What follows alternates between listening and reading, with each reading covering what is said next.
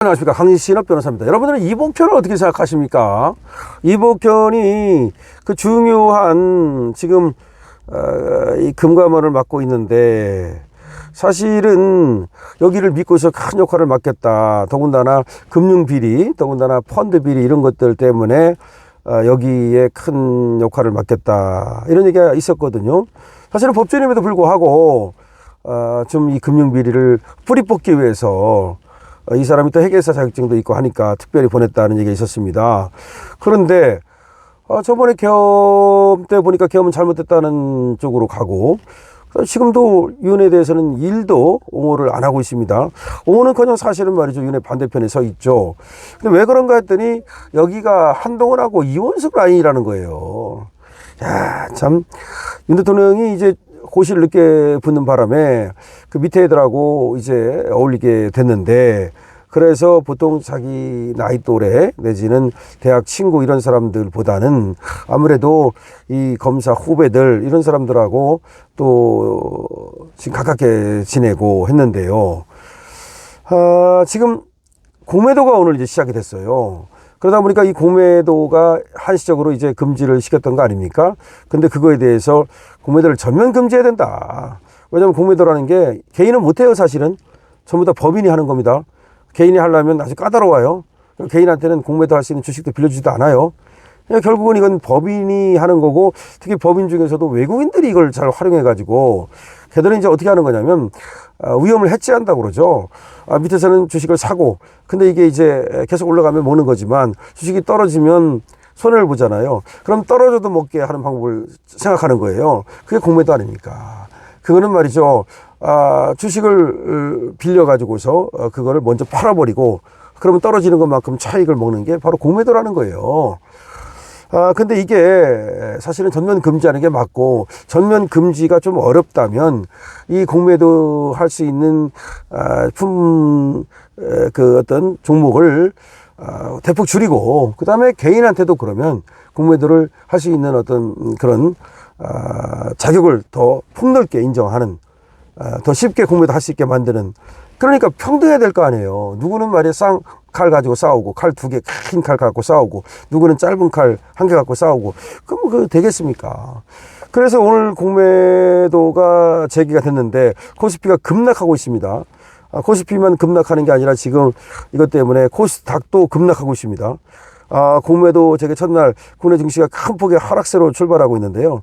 더군다나 물론 그거 공매도 때문만은 아니겠죠. 상호 관세 부과 발표를 앞두고 우려가 커지고 있고, 그래서 지금 뭐 3% 정도 급락하고 있는 걸로 코스닥도 마찬가지고요.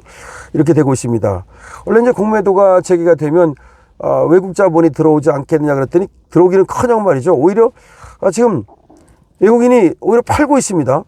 왜냐하면 지금 팔아야 오히려 나중에 쌀 때 살 수 있다고 생각하는 거예요. 지금이 고점이라고 생각하는 거야. 이게 지금 개인과 기관이 뭐 이거 좀 사들이고 있는데, 개인과 기관이 이게 좀 싸다고 생각해 가지고 좀 그러는 모양인데, 글쎄요. 물론 이 공매도를 다 이복현 탓으로 돌릴 수는 없어요. 하지만 이복현이 하고 있는 전체적인 것을 우리가 이제 전부 다 종합해서 판단해 보면, 이복현한테 당했다.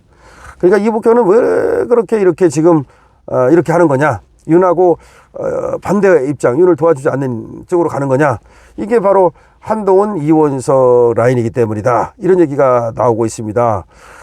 근데 이게 지금 원래가 주식이 폭락해 가지고 공매도를 막아야 된다 그래 가지고 사실 이 공매도를 좀 금지했던 거거든요. 근데 이게 공매도를 금지해 놓고 주식을 조금 올려놓고 나서 다시 이렇게 또 공매도를 허용해 버리면 오히려 그거를 이제 이용한 큰손 세력들 내지는 법인 세력들, 기관 세력들, 외국인 세력들은 돈을 버는데 일반인은 오히려 돈을 못 번다는 거예요. 공매도가 언제까지나 계속 금지될 것으로 생각하고 오히려 주식은 계속 올라갈 것으로 생각하기 때문에 얘들은 또 주식에 배팅을 했고, 특히 삼성전자 같은 거에 요새 배팅을 해갖고 있어 좀 올랐었거든요. 근데 이제 공매도 지금 재개하자마자 그냥 꼬꾸라지고 있잖아요. 결국은 그러려고 올르는 거 아니냐, 심지어 그런 얘기까지 나옵니다. 그래서 이복현이 결국은 한동훈과 이현석의 같은 족속들이고, 그리고 윤석열하고는 상당히 지금 벌써 배신자 명단에 들어갔다는 얘기가 나오고 있습니다. 그거 외에도 지금 왜 이복현을 갖다가 배신자 명단이라고 보느냐면, 실제로 여기다 많은 기대를 걸었지만 주식시장 뭐 살린 거 있습니까? 그 다음에 주식 금융 비리 뭐 제대로 수사한 거 있습니까? 그러니까 수사할 수 있도록 이제 검찰에다가 정보를 충분히 이제 알려주고, 사실은 뭐 합동 수사 비슷하게 말이죠. 이렇게 해야 되는데, 증권 범죄 지금 뭐 수사되고 있습니까? 라인 펀드, 옵티머스 펀드 뭐 비리 수사됐습니까? 하나도 안 됐어요. 사실은 문재인 때 이 증권을 이용해 가지고 돈을 많이 만들었다. 그 다음에 또 공매도를 갖다가 이용해 가지고 장난쳐 가지고 큰 돈을 만들었다. 뭐 그런 어떤 얘기가 있었고, 그 다음에 김남국하고 이준석이가 많이 했던 이 코인에 대해서 이 코인을 가지고 사실은 비자금을 만들었고, 그 코인으로 비자금을 어디 보낸 거 아니냐, 뭐 북한 등등등등, 아니면 그걸 비자금 만드는 거 아니냐라는 여러 가지 썰이 있었거든요. 물론 이제 썰입니다. 근데 썰은 그냥 썰이 있고요, 실제와 가까운 썰이 있어요. 모든 건 설에서 출발하는 거예요. 처음은 그럼 설이 지금 처음부터 사실입니까? 처음에 의혹이라고 얘기하잖아요. 의혹이 썰이라는 거잖아. 의혹에서 출발해서 나중에 수사를 통해서 실체를 드러내는 거잖아. 그 실체 진실을 발견한다고 말하거든요. 그래서 실체 진실을 발견하기 위해서 많이 돌아다니는 썰을 가지고 사실증을 풀으라고 윤석열 대통령이 이복현을 좀 보낸 것 같은데, 아무것도 뭐 나온 거 있습니까? 뭐 나온 거 있어요? 없는 것 같은데? 그렇다고 해서 무슨 뭐 금융비리를 척결한다는 어떤 대단한 게 나왔습니까? 아니면 뭐 코인에 관련된 비리 같은 것이 적발이 됐습니까? 그렇다고 주식시장이 뭐 살아났기를 했습니까? 뭔지 모르겠어요. 이 공매도도 드디어 이제 제기가 됐는데, 한쪽에서는 이게 윤 대통령이 지금 돌아올 때까지는 기다렸어야 되는 거 아니냐, 왜 하필이면 이 시점에서 공매도를 제기하냐.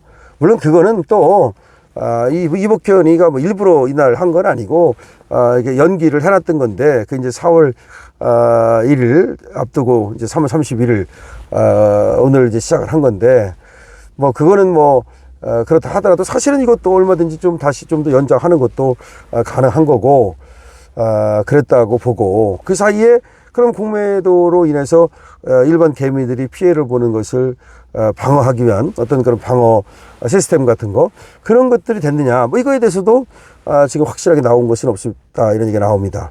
어쨌든 이복현이가 윤석열 대통령을 좀 금융적으로 뒷받침하는, 개혁을 뒷받침하고 또 비리 척결을 뒷받침하는 그런 역할을 해줄 것으로 기대를 했는데, 사실상 오히려 이복현이가 윤석열 대통령을 배신 때렸다는 설이 파다합니다.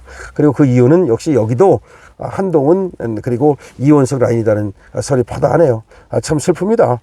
이게 뭐 사실이라면 윤 대통령은 도대체 누구를 믿고 일을 해야 되는 것이며, 또 왜 이 사람을 그렇게 사람을 몰라보고 쓴 것인지, 한동훈하고 같은 질문을 한동훈도 그렇게 몰라보고 쓴 것처럼 이복현도 똑같이 그렇게 된 것인지, 물론 제가 뭐 이복현에 대해서 더 좀 앞으로 좀 알아봐야 되겠습니다만은, 지금까지 나온 정보로 본다면 이 한동훈과가 아닌가, 결국 한동훈한테 뒤통수 맞았듯이 이복현한테 또 뒤통수 맞은 거 아닌가라는 생각이 듭니다. 강신업 TV입니다.